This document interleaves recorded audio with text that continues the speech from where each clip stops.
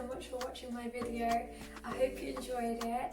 It's a 4-ingredient shortbread biscuit, very quick, very cheap as well. You don't need much for this recipe. You don't need a hand blender or a whisker. Good night seeing our special guest, Mr. Jasper, doing what he does best, judging.